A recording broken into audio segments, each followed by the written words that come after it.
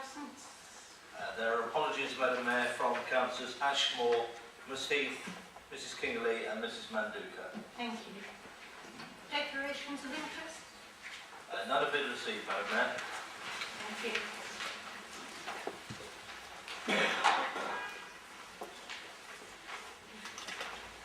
Speaking of questions from members of the public under standing order 12. There is one, Madam Mayor, from Mr Jimmy. Thank you. Mr Nichol, would you like to come forward, please? You have 5 minutes. Thank you. Thank you, Madam Mayor, for allowing me to address the Chamber this evening. So why am I here tonight? I'm not here because of Proxend Nursery, although I could be. Equally, I could also be here about any number of important issues, such as Hurst Lane, Stonehill Road, Palmer Crescent Playground, Bourne, car park in Virginia Water, the local plan, or the inadequate complaints process within the council. But I am here to speak about standards in public office. When requesting to speak tonight, I posed this question.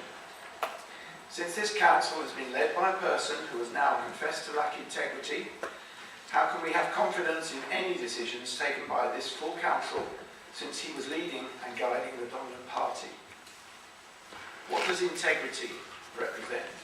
To me, it is about being fair, truthful, upright and honourable. We have by now probably all seen the letter from your leader to Councillor Manduka. When he made his allegations so publicly back in late 2017, I was one of many that were sceptical of the leader's motives. I feared the worst, but nothing prepared me for the hurt I felt when I read his letter of apology. The indiscretions became very real. What we do know is that, much to the fortune of Virginia Water residents, Carol is one of the finest minds within this chamber. Her residents will tell us, and have told us, of her attention to detail and wish to see this council act with integrity and transparency. That the leader's actions deprive that ward and the borough of Carol's participation in both the planning and ONS committees is a matter of fact and regret. To deprive residents of full representation at that time when the local plan was making its way through committee processes was completely wrong. I believe, and other residents believe, that Councillor Prescott's position as leader, and indeed a councillor, is now untenable. It should be done. His heavy-handedness, his insinuations, his bullying allegations were all delivered in such a public way, amid such in his own hand. The leader must have moral compass. Standards of behaviour for our elected members should be high, not middling, not acceptable, not just about okay. RBC's own constitution sets out formally the Councillor Code of Conduct. One part of this is the Nolan's 7 Principles of Public Life. For a moment, let's consider those in the context of his behaviour. Selflessness, fail. Integrity, fail. Objectivity, fail. Openness, fail. Honesty, fail.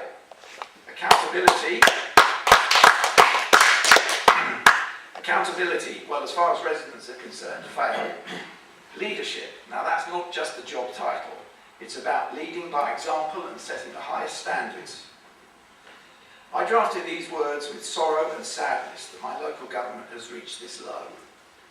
Madam Mayor, society believes that the leader's behaviour falls short of the required standards of public life. When one has power, it is difficult to relinquish, but new leadership and an ethos of complete integrity is required. Please make the change. Thank you, and I look forward to your meeting.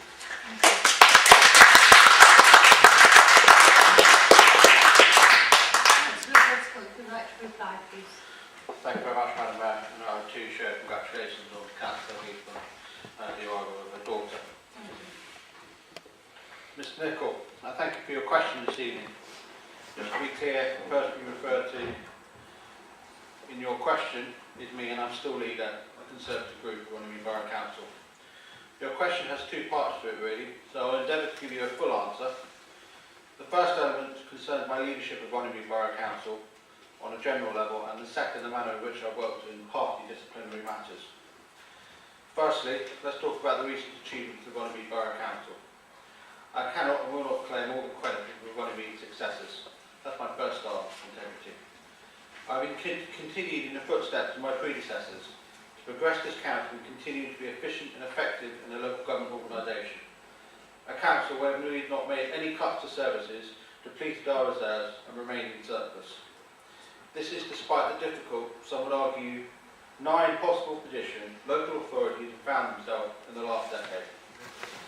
This council has lost all its revenue support grant in the last 8 years, amounting to £5.6 million. That is equivalent to £7 million in spending power in today's terms. Despite some tough economic times, we members continue to deliver a full set of services to the residents of the borough. We have done this through savings or expanding income generating services for our property investment strategy. So let's just explore what support for our residents. Runnymede still has one of the lowest council tax levels in the country, £169 a year at Band D or £3 a week. Look around you at the £70 million regeneration at Addleston. It brings much needed facilities to the town, a cinema, 300 new jobs, housing opportunities and improved shopping proposals are well in hand for the Epping Town Centre regeneration. A near new £20 million leisure centre will open early next year. The build programme is on time, bringing finished facility to our residents for the first time. This is on time and in budget. A wide range of community services are being improved or developed, such as community transport, care line for the elderly, CCTV to keep our residents safe. Our innovative housing department is delivering more affordable housing opportunities, reshaping and modernising our estates and working productively with the private sector and housing associations to bring more opportunities throughout the borough. The borough has produced a local plan. I appreciate you might not like some of the contents. However, in my view, it is a comprehensive, detailed and balanced local plan to continue economic prosperity of the borough, meeting housing needs and giving this council the opportunity to build for infrastructure and an increasingly competitive world for public sector funding. An example of this is the Southern Rail link for Heathrow. Now let me turn to the issue of personal integrity, which is defined as the quality of being honest and having strong moral principles. Leaders will make many vital and successful decisions equally, and occasionally mistakes will be made. I cannot help but think your comments are largely to do with the letter of apology you mentioned in your question. It seems that the leaker doesn't quite, and also it seems that the leaker of that social media letter doesn't understand the auto-date time function on MS Word. This is of course a wholly internal matter for the Conservative group, but this matter has come to arisen into the public domain. So I'll give you a clear and unequivocal answer. There was a misinterpretation on my part about the Conservative Party rules, which at the time I believed to be my course of action was correct, and I consulted the Conservative Party members and the rules as to my intended actions. Upon investigation, it was found by the Conservative Surrey Area Committee that the Runnymede Conservative Groups 5.1 and 5.2 respectively say Service Committee Chairman and or Group Spokesman, if so appointed, shall be appointed by the group leader. Group nominations for committee council committees shall be decided by the group leader, reflecting, where possible, members' preferences. However, Section 16 is the same rule sets out disciplinary procedures the group must follow when disciplining members of the group. The area committee believes not in the spirit or the letter of the group rules for 5.1 and 5.2 to be used as a disciplinary mechanism. From the documentation provided to the area committee, including correspondence from the group leader, the area committee noted the removal from Councillor Manduka from membership of the committee was only ever intended to be a temporary measure from 17th of November 2017 to the 1st of January this year. In the area committee's view that this is a temporary measure, the suspension was intended as a disciplinary sanction, and therefore Section 16 of the group rule should have followed before any action was taken against Councillor Manduka. I had the humility and integrity to audit and provide Councillor Manduka with a clear apology. I would add that recognising the undoubted talents of this councillor and in the spirit of reconciliation, Councillor Manduka serves on 3 of the most important committees of this council: the Corporate Management Committee, Planning and Opening and Scrutiny. I hope you there agree, therefore, that the public servant should, I've shown humility and good grace. When I discharge my duties, I act for all the residents of Runnymede, and not within the confines of the ward or on a narrow interest. And to add to a final point, the second definition of integrity is a state of being whole and undivided.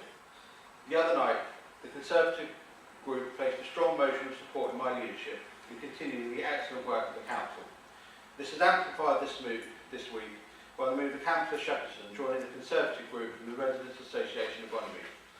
Whilst I enjoy very strong support from the group, a council leader cannot ask for more support when there is an additional member to the group from the independent groups. Joining a group where all the Conservative councillors wish to continue devoting our main effort and focusing continuing to deliver for the residents. I therefore remain committed to the democratic processes which ensure the council is run in a transparent manner, and you and any other resident are always welcome to approach me with questions and concerns, and not be part of the fastest shrinking political movement in Runnymede. Thank you.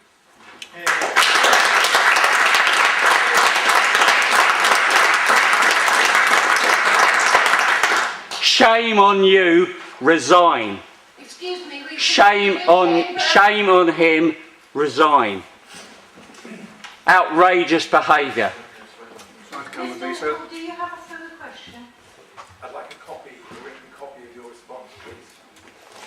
Is that... Would you like to leave? No, the code of conduct here for the public. You've just transgressed it. Would you like to leave, please? Would you leave? You've just transgressed the code of conduct. Okay. Right, we're now on to item 7, petitions. Would you like to leave or shall we fetch the police? We'll fetch the We'll police. fetch the police. I think there is a petition presented by Councillor Lewis. Thank you, Madam Mayor. I've got a petition here on behalf of resident Adrian Waiting regarding action required against the Lloyds Bank closure in Eddleston. I'd like to present it. Thank you.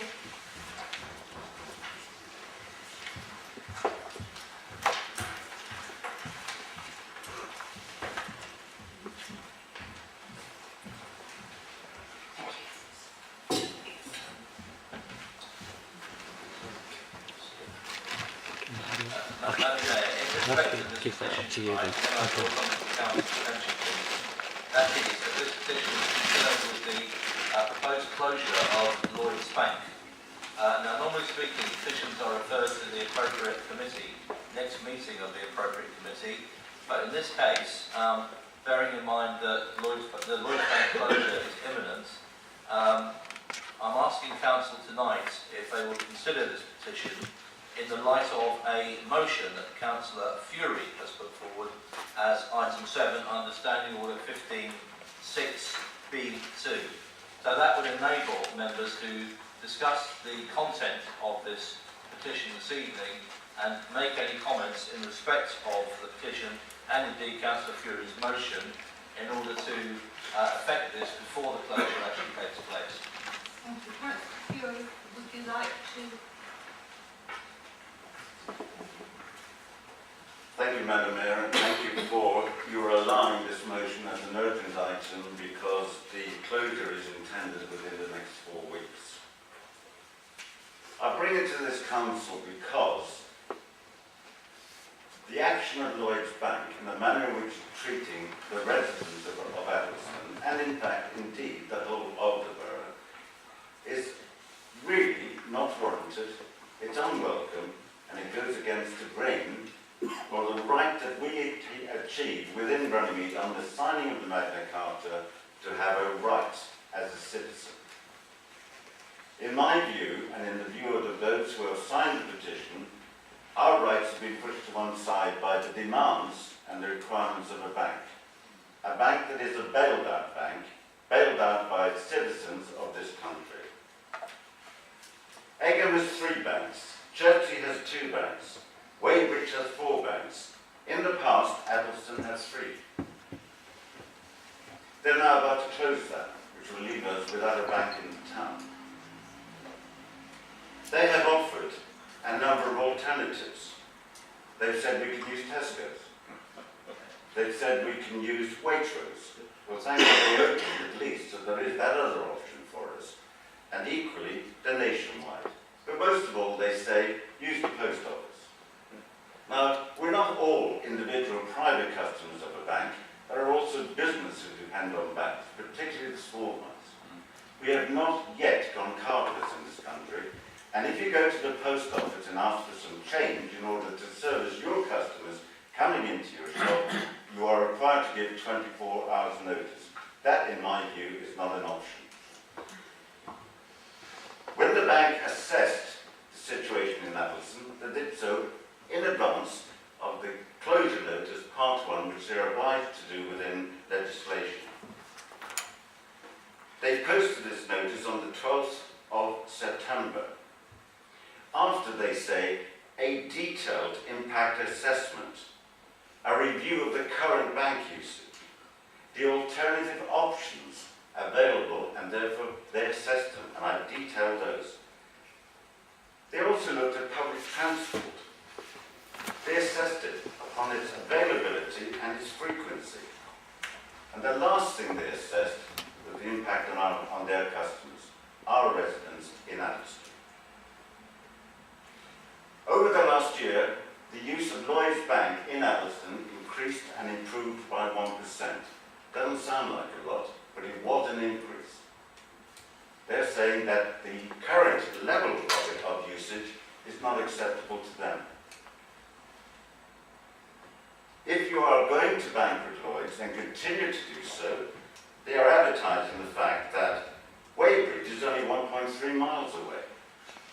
That will take time out of your life. There will be a cost. There will be a parking charge if you've driven there. If you go by bus, it costs you £6 there and back. That's something that our businesses and our residents have not had to face before while the service was in Addleston. West Byfleet is only 2.9 miles. But Walton is an absolutely terrible place to go to. It's 3.7 miles, and it'll cost you more and take you more. They stated publicly in their closure that they have consulted. They say they have consulted with Rugby Borough Council, that all councils were consulted with CAB, and would you believe agencies? Now, there are other agencies, there are other charitable efforts, and within our community that they have been consulted with. So that's very sparing in their consultation. Oh, by the way, CAB was also invited because there will be a rush towards them for help with sorting out their financial problems because Lloyds are no longer operating.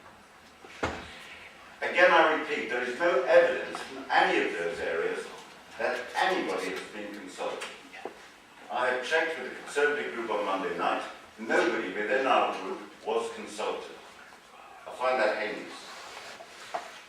Adrian Wakes has worked very, very hard to get this matter put before this council. He's also written to Philip Hammond, who passed it on to the Treasury, who spoke to Lloyds, and the letter that came back was pure stat. Nobody had an interest in Addleston as always. Adrian Wake wrote to Antonio Hortu Rosario, the Chief Executive of Lloyds.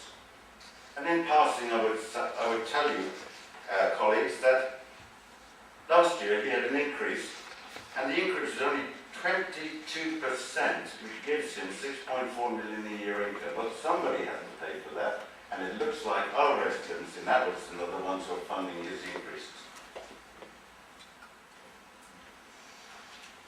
RBC wrote, when it was brought to their attention, but in fact, that had a stat letter back.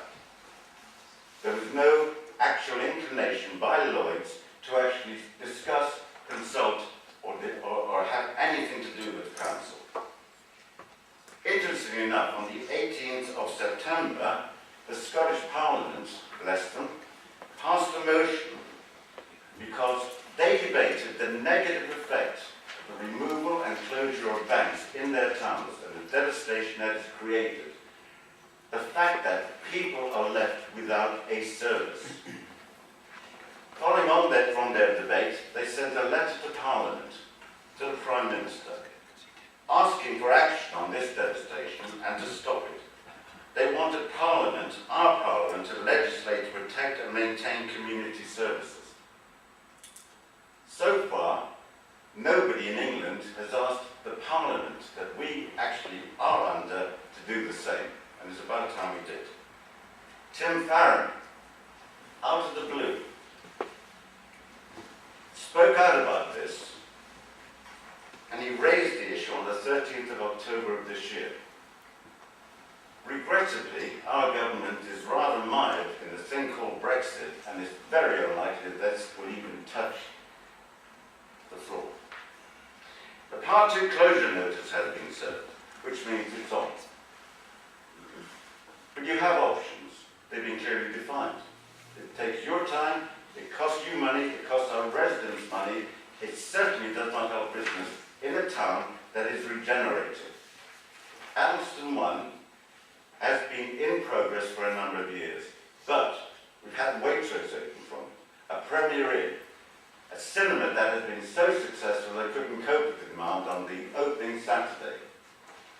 Suddenly, people have been holding off signing a contract with us, and they're beginning to talk very positively about it. We are someplace that people in business want to come to. Over the last year, over the last 5 years, we've built 477 houses in Addleston alone.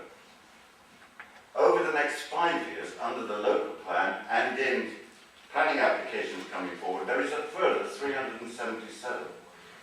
Does nobody take any notice of this? Are we the only people concerned with maintaining a community that wants to be successful and draw people in? I'm being asked to shut up. Can I ask through you, Madam Mayor, to Bernard, is this available to the public gallery? It is. So, in the public gallery, and you colleagues will have the motion that I put forward. If you agree with me, and you agree to send, in an urgent way, a letter to Lloyds, telling them of our view, outlining our case once again, and asking to delay this closure until deep and meaningful consultation takes place. We should not let our residents down, and we should not let or disappoint businesses that struggle to survive in the austerity climate we're in. I so move. Thank you. Do we have a second for this motion? We have a second, Madam Mayor. Thank you. Councillor Alderson? Thank you, Madam Mayor. I was about to second what I've agreed to. Oh, thank you. I mean, this is clearly a commercial decision for the bank concerned on the board of banks, and they will do as they see fit. But I think it's really, really unfortunate that they've done it right at the time when we've just, done our Addleston development. I mean, can they not hold off until the effects of that development are clearly seen at the very least? That's what I would do if I was sitting on the board. I mean, it's premature given that the town is going through a major work order at the moment. So I'm going to support Councillor on this. I think this is exactly right. Thank you. Councillor Woodall? I'd just like to reiterate my support for this as an Addleston councillor. Also, looking at bank at Lloyds, and it's a damn nuisance. Thank you. Councillor Jane? Yes, I'm very impressed with Councillor Fury. Sorry. Very impressed with Councillor Fury. Championing the rights of the community over the corporate world. And perhaps he's turning a little socialist. I'd like to invite him across the board. I'll certainly support it. No more lights. Oh, sorry, Councillor Prescott. Thank you very much, Madam Mayor. Thank you very much, Councillor Fu, for your heartfelt and passionate response. And Councillor, I hate to disappoint, but I do not think Councillor Fu will show any favouritism to socialism tonight or any time in the future. I do agree that Lloyds Bank should definitely not be closed.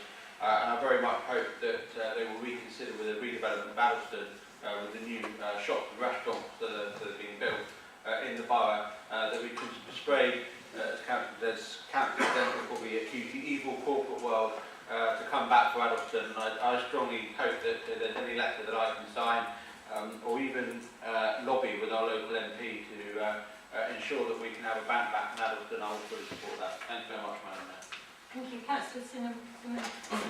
I As a local councillor, I was not informed of this. As a local SME, small business, I was not informed of this. As a member of the local Chamber of Commerce, I was not informed of big business, a local business employing up to 12 people locally. I think I support Councillor Fury. Thank you. Can we move to vote, please? Those in favour? Unanimous. Thank you.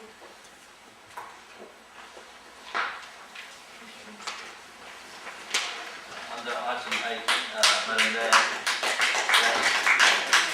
under item 8, Madam Mayor, there are no questions from members. Thank you. Item 9.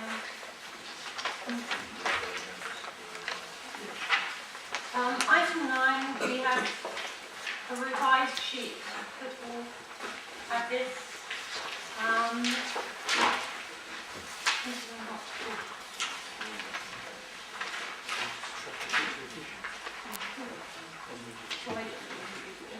Right, there's two recommendations. A, the allocation of seats on the committees named in paragraph 2.3 below be as set out in that paragraph. B, the allocation of committee seats to members of political groups as previously requested by those groups in May 2018 be confirmed subject to the change to reflect C below. And C, Councillor Cressy be reappointed to Community Service Committee and Standards and Audit Committee as an independent councillor, and Councillor Emma Shepperton to be reappointed to Planning Committee and Regulatory Committee as a Conservative councillor. Any questions?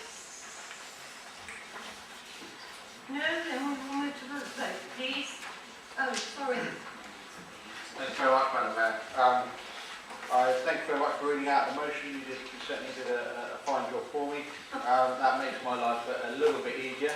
I would certainly like to propose the recommendation, and certainly from the Conservative Party perspective, welcome Councillor Shepperson into the group, and Councillor Cressy being an independent, as we call it. I welcome your contribution and directing work as a councillor. Thank you very much, Madam Mayor. Thank you. Do we have?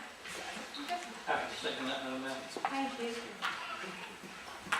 Councillor Arden. Thank you, Madam Mayor. I'm sorry, but I can't help but comment that we need another Conservative councillor like we need a hole in the head.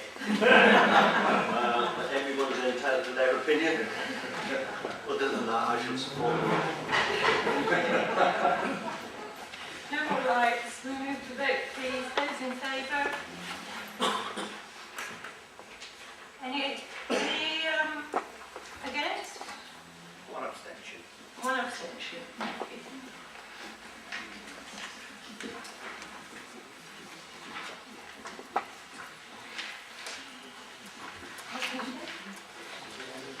Item 1.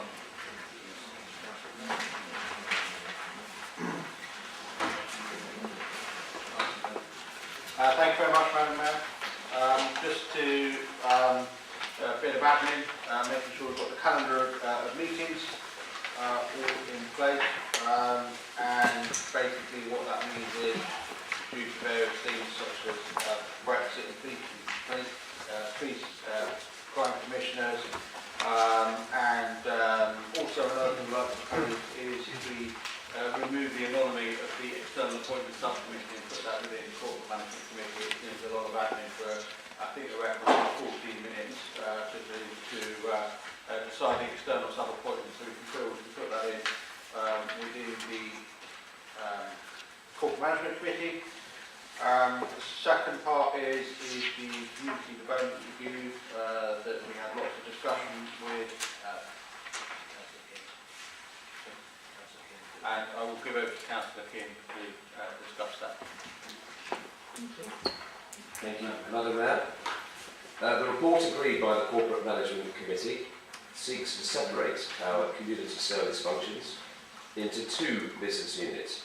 One to be responsible for the development of strategy, a number of key projects for areas such as community safety and family support, while the other to be responsible for operational matters, expanding our offer to elderly people, community transport and other important services.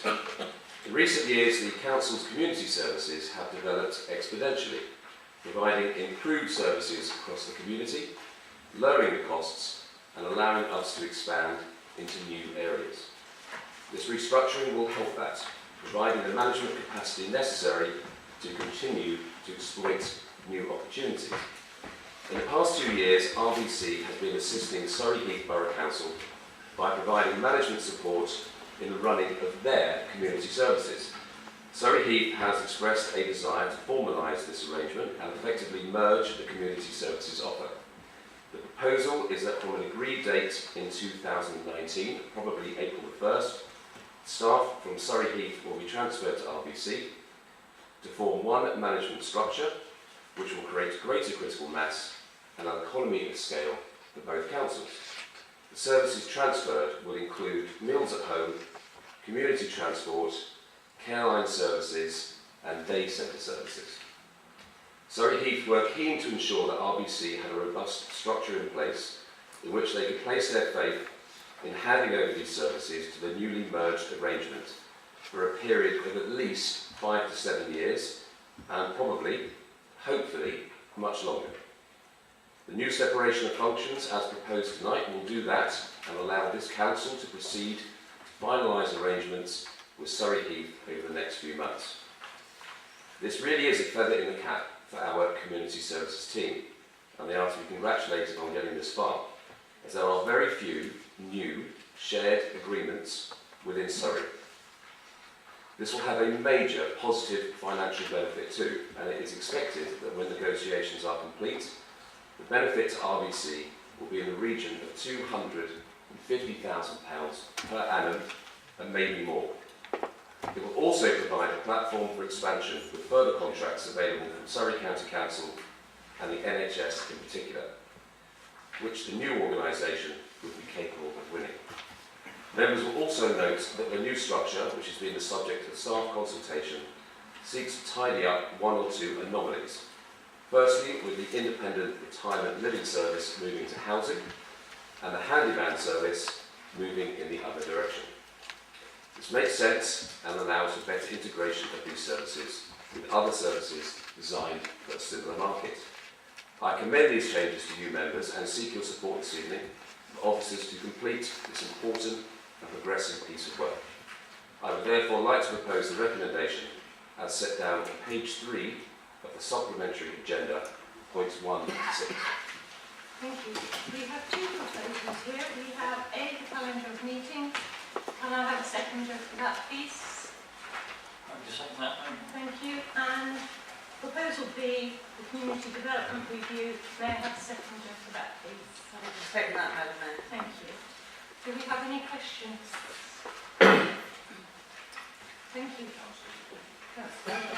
Just a very brief comment, and that's really on the community services matter. I've been a long time advocate of making the best of our skills and expertise in the commercial sense, and it's really good to see this move forward to the extent it has. This is really groundbreaking stuff. It doesn't happen very often anywhere in the country, so I do congratulate officers on this process. Thank you. Great. Councillor Timmins, please. Yes, thank you. It really underlines the worth of many of the discretionary services that Runnymede Borough Council provides for its residents. I'm also pleased that the independent retirement living posts are coming into housing, because I think that makes enormous sense. The whole deal is such good news for Runnymede, both not just on the commercial front, but also because we will be spreading those discretionary services around, and it gives us the opportunity to revise some of the offerings which we give. Thank you. Councillor Fury. Thank you, Madam Mayor. Following in the long tradition established by the ex-Chelsea councillor Chris Norman, always when it came to verifying the calendar dates for the next financial year, demanded to know and to be confirmed that it didn't clash with any soccer World Cups. I would like confirmation that none of our meetings will clash with the Rugby World Cup, which is going to be happening next year. Could that be so confirmed? Yes, thank you. Councillor Fury. Councillor Prescott. Thank you very much, Madam Mayor. We can always amend and change the calendar of meetings, but I'm sure Mr. Councillor Fury realises that as as the World Cup will be played in Japan, the rugby matches will be before lunch, so I'm sure we can start this as a celebratory drink before lunch. No questions. Yes, we take a vote on A first, the calendar of meetings. Those in favour, please. Anyone against? Any abstentions? Thank you. And now B, the community development review. Those in favour, please. Against? Abstentions? Thank you.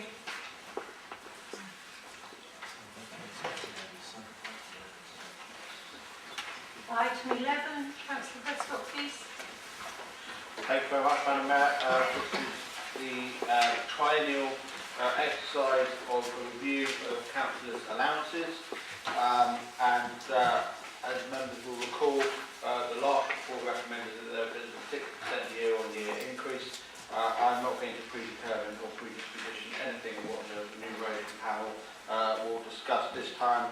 However, to refer to point 2.2, I nominated Councillor Taylor, and I believe Councillor Gill was nominated by Councillor Alderson to sit on the review panel, along with Councillor Cressy, and also various other members of the public to discuss our pay review. That will come out in due course before the next municipal year, and I'll propose it to the Council, Madam Mayor. Thank you. Thank you. Do we have a second, please? Happy to second that, Madam Mayor. Thank you, Councillor Power. Do we have any questions?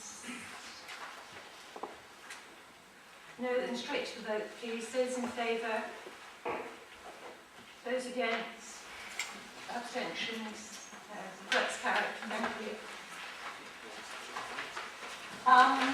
Before we move on, is Magnus work here, please? No? Thank you. Ifty, I beg your pardon, Councillor Chowdhury, would you please like to... Ifty, any time, Madam Mayor. Thank you. Thank you very much for allowing me the time to speak, Madam Mayor. I remember when I first became Mayor and sat down in the Mayor's parlour, I immediately noticed a plaque and other items celebrating our borough's friendship and twinning with Herndon, which is located in the Commonwealth of Virginia. Since that time, I set myself a goal to visit the USA to officially celebrate this friendship. When stating my interest in visiting to the Mayor of Herndon, Lisa Merkel, I was delighted with a positive response, and she invited me officially to welcome the town.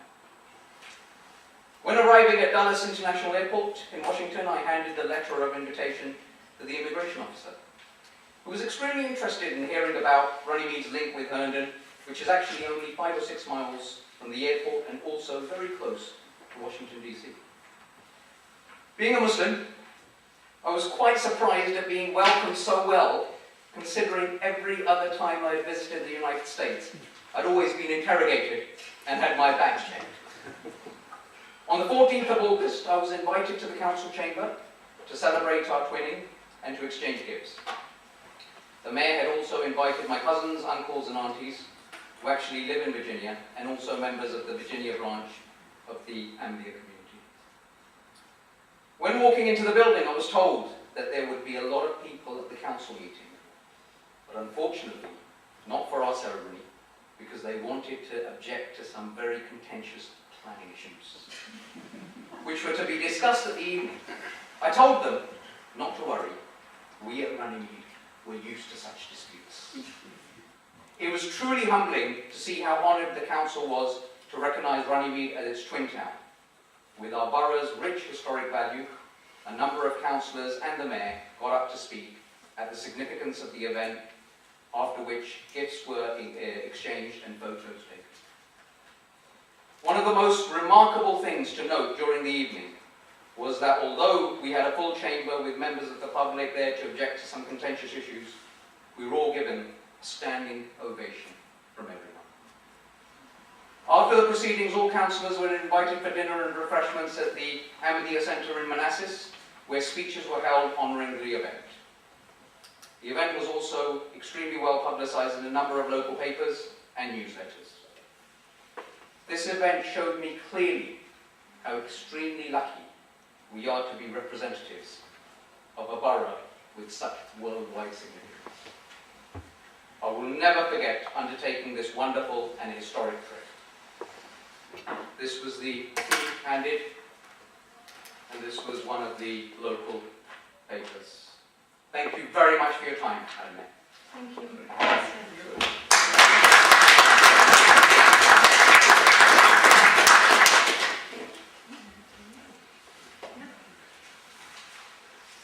Thank you.